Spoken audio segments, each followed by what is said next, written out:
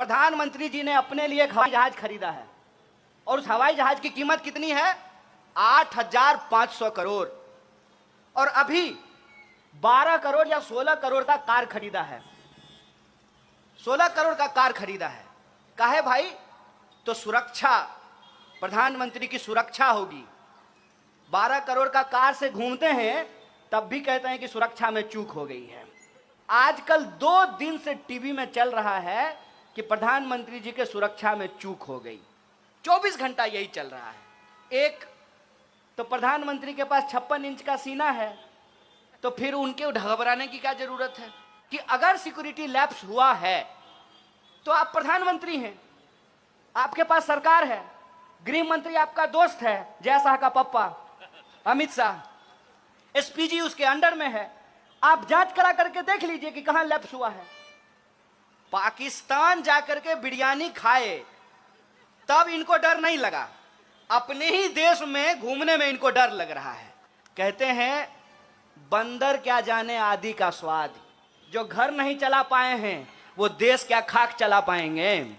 कि प्रधानमंत्री रैली करेंगे और देश की जनता को कहेंगे कि घर में बैठ करके 2 गज दूरी, मास्क है जरूरी, खुद मास्क नहीं लगाएंगे। कि अगर सरकारी अस्पताल नहीं होना चाहिए, सरकारी स्कूल नहीं होना चाहिए, तो सरकारी प्रधानमंत्री लेके क्या करेंगे? ढोलक बजाएंगे। यह बात हम सब लोग समझने लगे हैं धीरे धीरे कि टीवी खरीदते हैं हम लोग अपने पैसे से और टीवी को रिचार्ज कराते हैं अपने पैसे से, लेकिन टीवी में जो 24 घंटा न्यूज चलता है उसमें हमारे आपके जीवन से जुड़ा हुआ एक भी मुद्दा नहीं होता है। टीवी को बंद कीजिए और अपने जीवन में झांक करके देखिए कि आपके जीवन में क्या हो रहा है।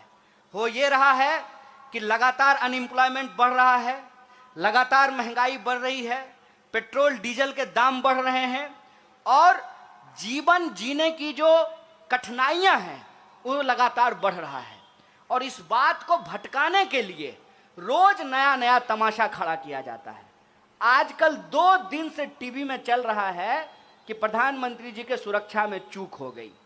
24 घंटा यही चल रहा है। एक तो प्रधानमंत्री के पास 56 इंच का सीना है, तो फिर उनके घबराने की क्या जरूरत है?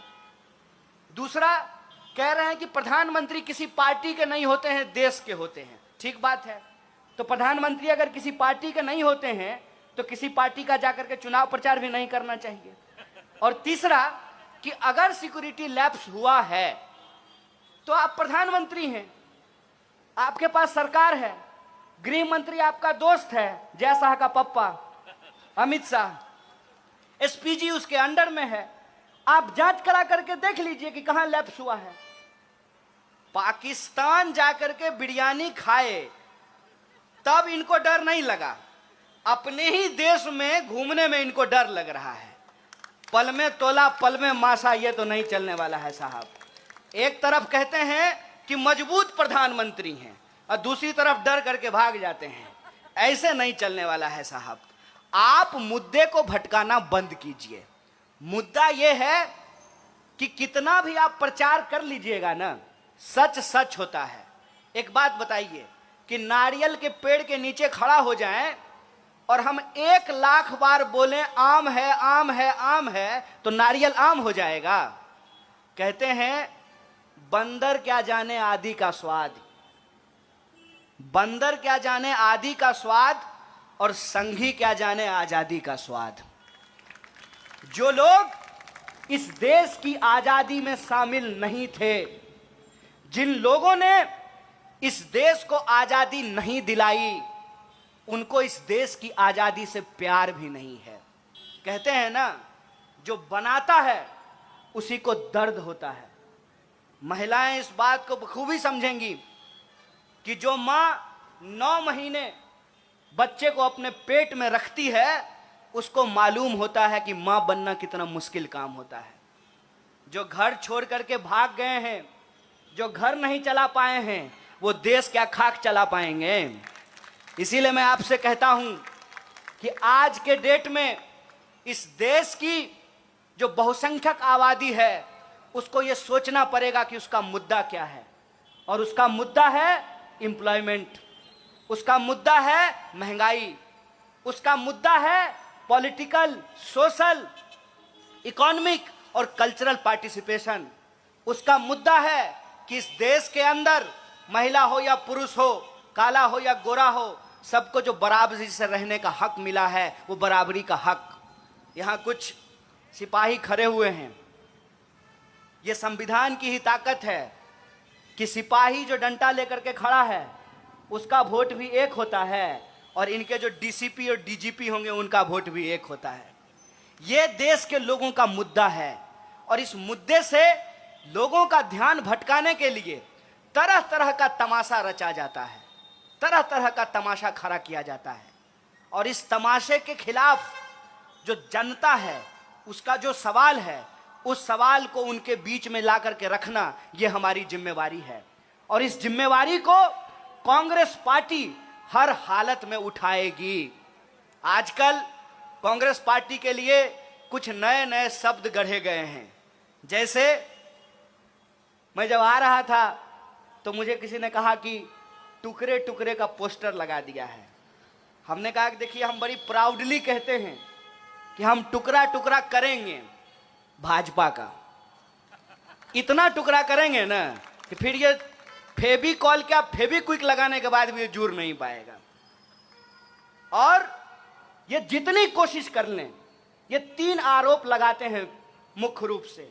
एक, हिंदू विरोधी होने का, तो मेरा तो नाम कन्हैया है। दूसरा, सेना विरोधी होने का। चूंकि मैं पहली बार गोवा आया हूं, इसीलिए आपको बता रहा हूं। मेरे घर से 16 लोग फौज की नौकरी करते हैं। और तीसरी बात जो मैं कर रहा था, जिसकी वजह से मैं कांग्रेस पार्टी का ये खेस अपने कंधे पे रखा हूं, मैं ऐसे परिवार से आता हूं जिस परिवार को स्वतंत्रता सेनानी का पेंशन मिला करता था। मैं उस पार्टी का दामन इसलिए थामा हूं कि सवाल किसी को प्रधानमंत्री या मुख्यमंत्री बनाने का नहीं है, सवाल देश का है, सवाल देश को बचाने का है। मैं बार बार आप लोगों से एक आग्रह कर रहा हूं, देश रहेगा तभी न राजनीति होगी, देश में लोकतंत्र रहेगा तभी न कोई मुख्यमंत्री बनेंगे। कि देश की स्थिति यह है कि जिन्होंने देश बनाया, देश के लिए जान गंवाई, देश के लिए कुर्बानियां दी, आज उनसे देशभक्ति का प्रमाण पत्र मांगा जा रहा है। जिन्होंने आजादी के आंदोलन के साथ गद्दारी की, अंग्रेजों के साथ बैठ करके चाय पे चर्चा करते थे, जो देश की संपत्ति को बेच रहे हैं। आप मुझे बताइए, राष्ट्रीय संपत्ति को बेचना कौन सा राष्ट्रवाद है भाई? आज ये जो उल्टी गंगा बहाई जा रही है, एक तरफ वो लोग हैं, एक तरफ कांग्रेस पार्टी है जो कहती है रघुपति राघव राजा राम, पतित पावन सीताराम, ईश्वर अल्लाह तेरो नाम, सबको सन्मति दे भगवान। दूसरी तरफ वो लोग हैं जो इंसान को इंसान से बांट रहे हैं, धर्म के नाम पे इंसान को आपस में लड़ा रहे हैं, और देश का जो असली मुद्दा है उसको गुमराह कर रहे हैं। ऐसे सिचुएशन में आपको और हमको ये तय करना पड़ेगा कि अगर कोई बीमारी है तो बीमारी का ऑपरेशन किया जाता है। अक्सर हमसे लोग ये सवाल पूछते हैं कि क्या विकल्प है, भाजपा का क्या विकल्प है? मैं कहता हूं, बीमारी का विकल्प नहीं, इलाज होता है, और भाजपा का इलाज कांग्रेस है। इस बात को याद रखिएगा। इसके साथ एक सिचुएशन में हम लोग फंस गए हैं। सिचुएशन ये है कि एक तरफ दिल्ली में सरकार में जो बैठे हुए लोग हैं, दिन में रैली करते हैं और शाम में कोरोना से कैसे लड़ा जाए इसके लिए मीटिंग बुलाते हैं। तो आम लोगों को ये समझ में नहीं आ रहा है कि क्या करें। फिल्म स्टार फिल्म बना रहे हैं, पॉलिटिकल लीडर भाषण दे रहे हैं, बड़ी बड़ी रैलियां कर रहे हैं, और आम आदमी को कहा जा रहा है कि आप घर में बैठ करके कोरोना से लड़िए।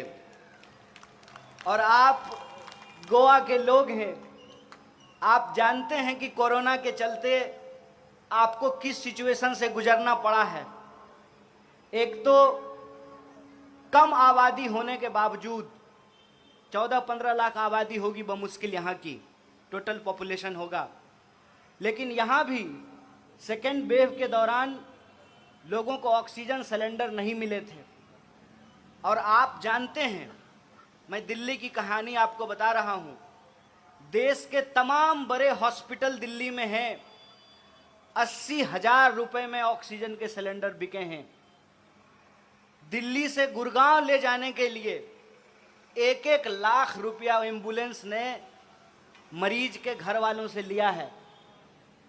और अभी ज़्यादा दिन हुआ नहीं है, ये पिछले ही साल की कहानी है।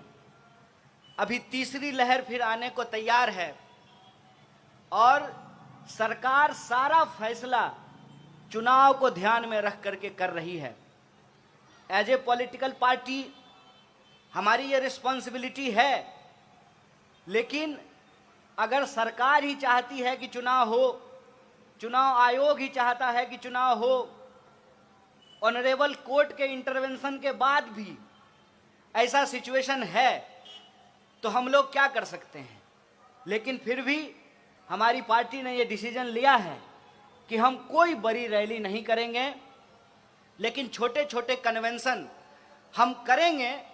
और ये कन्वेंशन करना इसलिए ज़रूरी है कि जब चुनाव हो तो कम से कम जो देश के लोग हैं, जो राज्य के लोग हैं, जो स्टेट के लोग हैं, उनके मुद्दों पर चुनाव हो।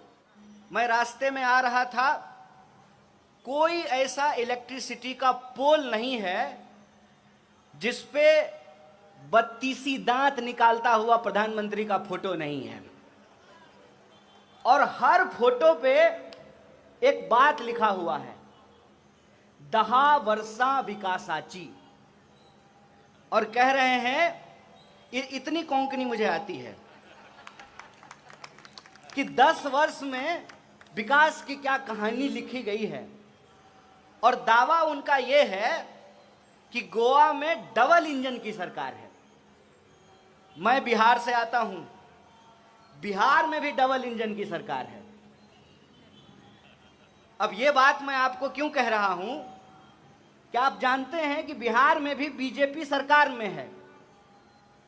और बिहार की हालत यह है, कहां है बिहार, वहां से लोग काम करने के लिए गोवा आते हैं।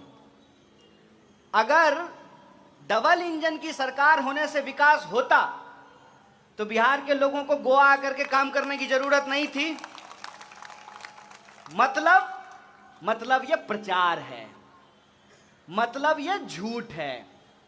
जैसे आप टीवी देखते हैं तो टीवी में ऐड आता है, क्या ऐड आता है, ऐड आता है कि फेयर एंड लवली लगाने से मुंह गोरा हो जाता है।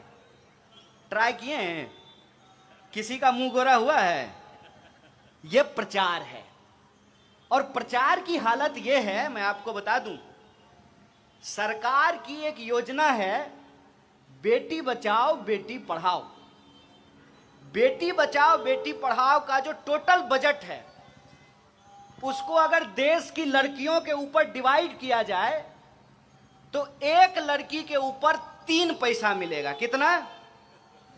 एक टॉफी भी नहीं खरीद सकते हैं आप 3 पैसे में। टॉफी भी कम से कम 2 रुपए में आता है।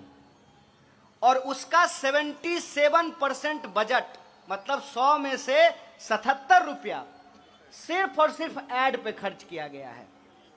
केंद्र की सरकार ने 5,000 करोड़, कितना? 5,000 करोड़। अरे आप संबित पात्रा थोड़ी हैं कि ट्रिलियन में कितना जीरो है नहीं बता सकते हैं। 5,000 करोड़ सिर्फ और सिर्फ एडवर्टाइजमेंट पे खर्च किया है।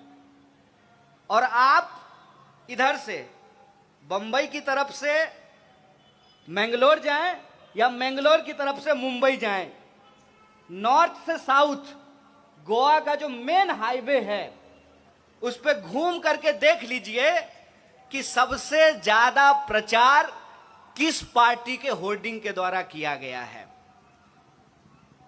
मैं जब आ रहा था तो अपने यूथ कांग्रेस के साथी को पूछा, हमारा होर्डिंग बैनर नहीं दिख रहा है। तो उन्होंने बड़ी अच्छी जवाब दी। उन्होंने कहा कि लगभग 30% हमको वोट है गोवा में, लेकिन पोस्टर के मामले में 5% भी पोस्टर हमारा रोड पे नहीं लगा हुआ है। ये जो पैसा है ये इन्वेस्टमेंट है। ये इन्वेस्टमेंट किससे निकाला जाएगा? ये इन्वेस्टमेंट जब सरकार चुन करके आएगी तो आपसे निकाला जाएगा, आपके टैक्स के पैसे से वसूला जाएगा। और कैसे वसूला जाता है? ये सामने पेट्रोल पंप है। ये भाजपा के लोग कहते हैं शेर को पालने में खर्चा होता है। प्रधानमंत्री शेर हैं तो शेर को पालने में खर्चा होता है, इसीलिए 32 रुपए लीटर का पेट्रोल जो है 110 रुपया में बिक रहा है। 32 रुपया दाम है और बाकी का जो रुपया है टैक्स के रूप में आपसे वसूला जा रहा है। और वो पैसा आपके स्कूल के ऊपर नहीं, आप जिस सड़क पे चलते हैं उस सड़क के ऊपर नहीं, आपके घरों में जो बिजली आती है उस बिजली के ऊपर नहीं, कोरोना काल में जो आपको ऑक्सीजन सिलेंडर नहीं मिल रहा था, हॉस्पिटल में बेड नहीं मिल रहा था, उसके ऊपर नहीं, प्रधानमंत्री जी के सूट बूट के ऊपर खर्च किया जाता है। इसीलिए ये कन्वेंशन हम बुलाए हैं और आपसे बात करना चाहते हैं, क्योंकि आजकल लोकतंत्र में सिर्फ नेताओं के मन की बात होती है, जनता के मन की बात नहीं होती है। जनता के मन की बात क्या है? जनता के मन की बात यह है कि लोकतंत्र, डेमोक्रेसी देश के लोगों से बनता है। और हमसे पहले जो इस मंच का संचालन कर रहे थे उन्होंने एक बड़ी अच्छी बात कही कि कौन है बहुजन? जो ठेला चलाते हैं, जो रिक्शा चलाते हैं, जो खेतों में काम करते हैं, जो फैक्ट्रियों में काम करते हैं, जो आपके घरों में साफ सफाई करते हैं, जो सरकारी दफ्तरों में काम करते हैं, मेहनत मजदूरी करने वाले जो लोग हैं। और ये जो मेहनत मजदूरी करने वाले लोग हैं ये सम्मान से अपनी जिंदगी जी सकें, इसीलिए डेमोक्रेसी में बराबरी का अधिकार उनको दिया गया। बराबरी का अधिकार वोट देने से लेकर एजुकेशन लेने तक, और एजुकेशन लेने के बाद नौकरी लेने तक, ये इक्वलिटी की आइडिया को डेमोक्रेसी के अंदर एस्टेब्लिश किया गया।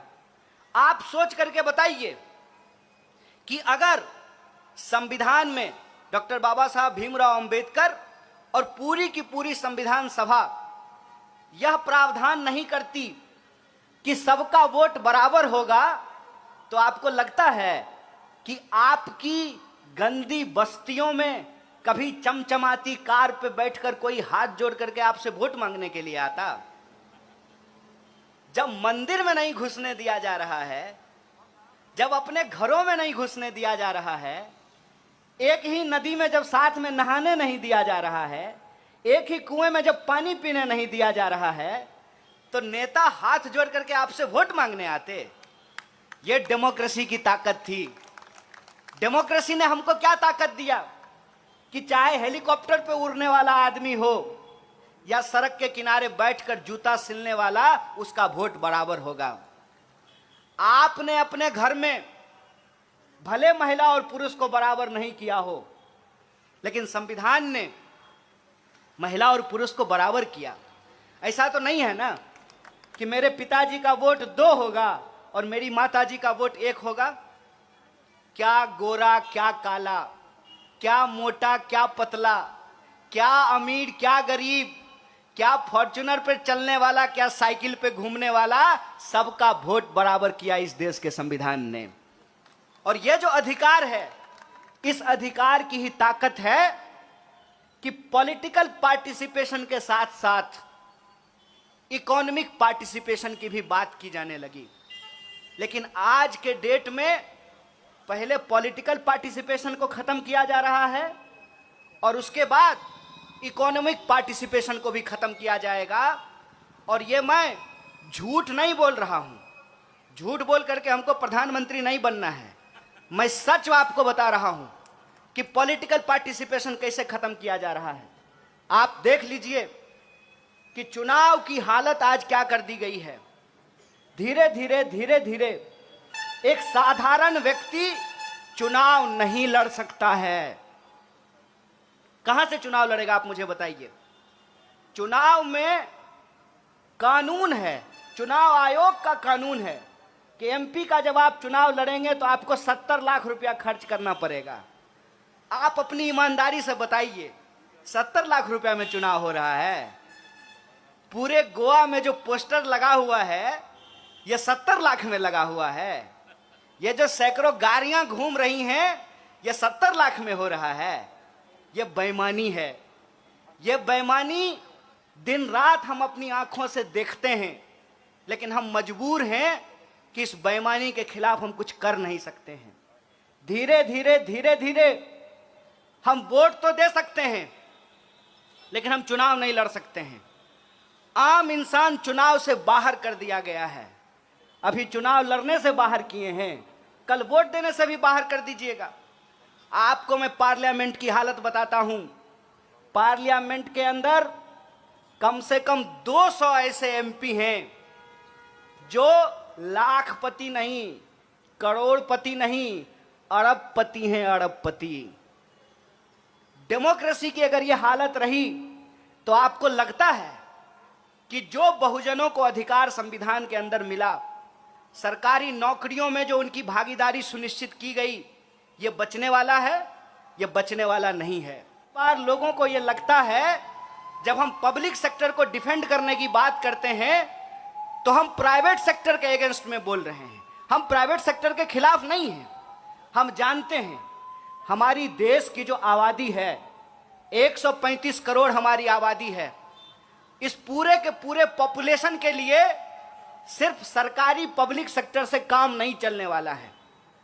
उसके लिए प्राइवेट सेक्टर होगा।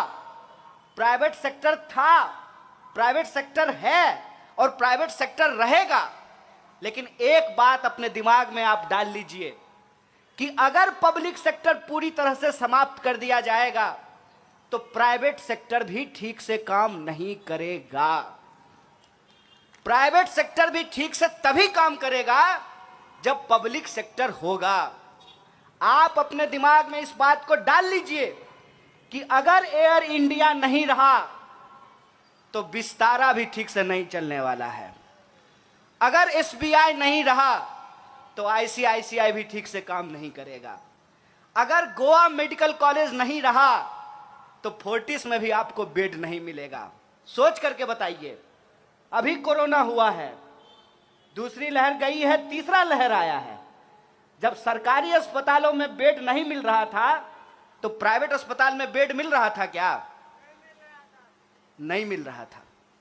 आप सोच करके बताइए कि अगर सरकारी स्कूल पूरे तरीके से खत्म कर दिए जाएं तो प्राइवेट स्कूल ठीक से काम करेंगे? मैं आपको बताता हूं, आपको सोच करके हैरानी होगी कि दिल्ली के अंदर हालत क्या है। दिल्ली के अंदर एलकेजी में एडमिशन लेने के लिए 5 लाख 10 लाख रुपए का डोनेशन देना पड़ता है। और बच्चे का इंटरव्यू नहीं होता है, माँ बाप का इंटरव्यू होता है। पढ़ाना बच्चे को है, इंटरव्यू माँ बाप का ले रहे हैं।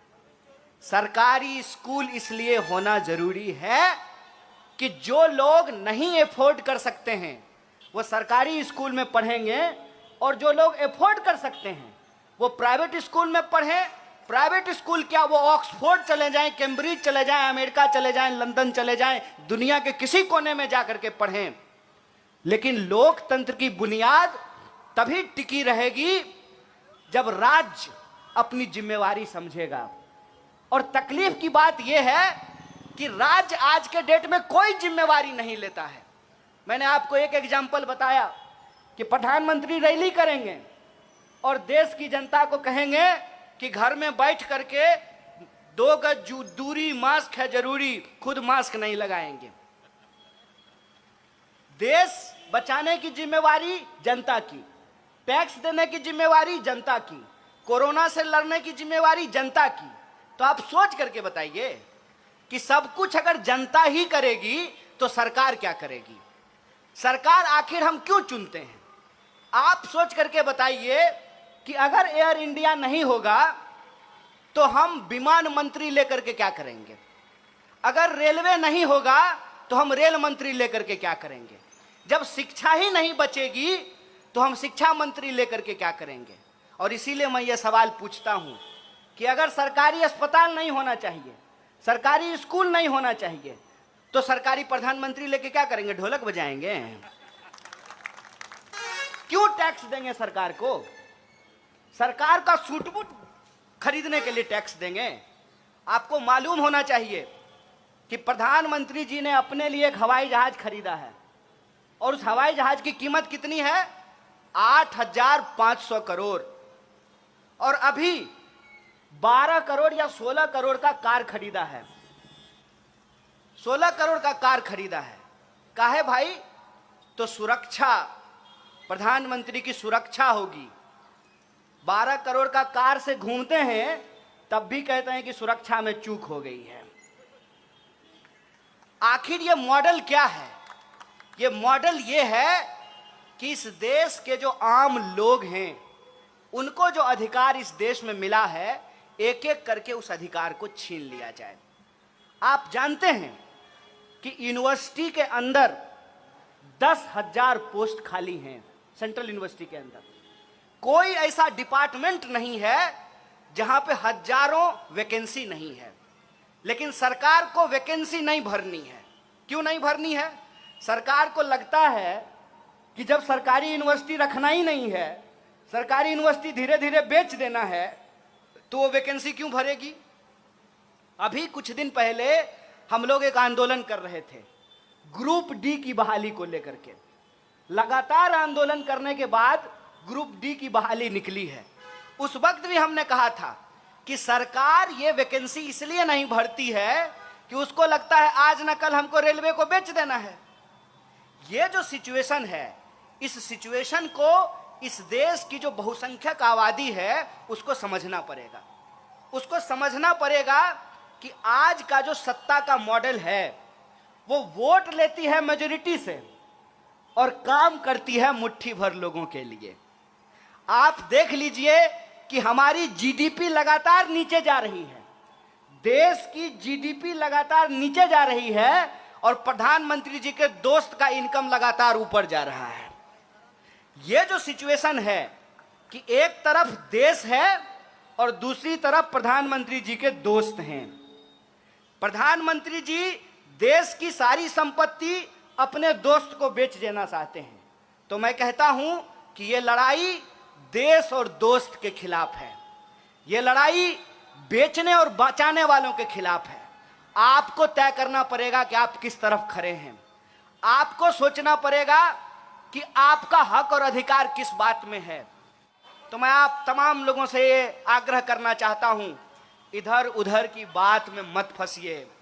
प्रचार प्रचार होता है, इतिहास को याद कीजिए। और इतिहास वही है कि अगर कांग्रेस पार्टी कोंकणियों के स्वाभिमान के लिए लड़ सकती है, गोवा के लिबरेशन के लिए लड़ सकती है, गोवा को स्टेटहुड दिला सकती है, तो गोवा को जो आज का सवाल है अनएम्प्लॉयमेंट और महंगाई, उसका भी हल कर सकती है, उसका भी निदान कर सकती है। इसी आशा और उम्मीद के साथ कि हम लड़ेंगे अपने हक और अधिकार के लिए, हम लड़ेंगे अपनी आजादी की सुरक्षा के लिए, हम लड़ेंगे अपने संविधान की रक्षा के लिए और इसको हर कीमत में बचाएंगे। क्योंकि हमारा ये मानना है कि जो बिगाड़ने वाला होता है, बचाने वाला उससे बड़ा होता है। बेचने और बचाने की लड़ाई में बचाने वालों की जीत होगी। इसी आशा और उम्मीद के साथ आप तमाम लोगों को धन्यवाद कहते हुए, शुक्रिया अदा कहते हुए मैं अपनी बात को खत्म करूंगा। जय हिंद।